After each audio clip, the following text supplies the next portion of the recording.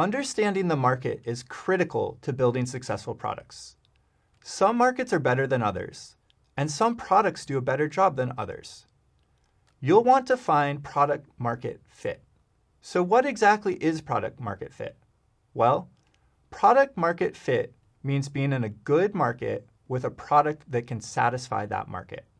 The next thing that you might be asking yourself is what makes a good market? Let's talk through a few things that go into this. The first is size. The more people or the more need, the more adoption and the easier it will be to monetize your product. The next factor is growth. Is the market growing? Think about how many people have smartphones today compared to 20 years ago. And lastly is acquisition. How easy is it to get new customers?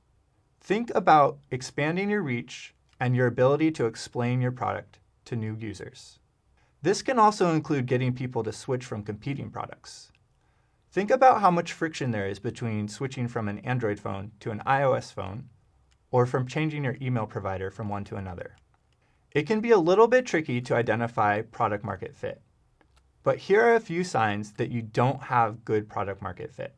First of all, if users aren't getting value from your product, this will cause a whole bunch of other problems. For example, as a result, they won't recommend it or talk about your product with other people. This also means that there's no excitement about your product. The press doesn't really care, or maybe the articles that are written about your product are boring and bland. And lastly, all of this will lead to very slow growth and make it difficult for you to sell your product because you're not providing any value for the user. On the other side, here are a few signs when you can tell that you found good product market fit. It all starts with users getting a ton of value from using your product. It's solving a super important need for them. The product, as a result, will practically sell itself.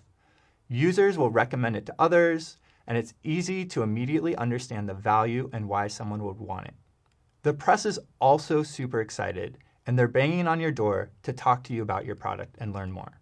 And lastly, because your product is in such high demand, it can sometimes be difficult to keep up.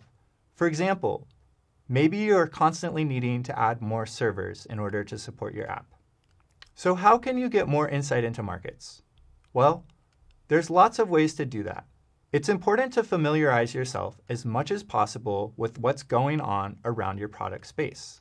This can be done by doing online research to better understand what's happening in the market, by staying up to date on news that might be relevant to the problem that you're focused on, and you can also look at similar products in the space and see how they've approached the problem and what's working well and maybe where they're struggling. Trends can also provide very important insights. One of the most helpful is Mary Meeker's annual Internet Trends Report. I read this every single year, and there's tons and tons of interesting information. I'll include a link to this report in the classroom. Google Trends can also be a helpful tool to get a sense of what people are searching for and how that is changing over time.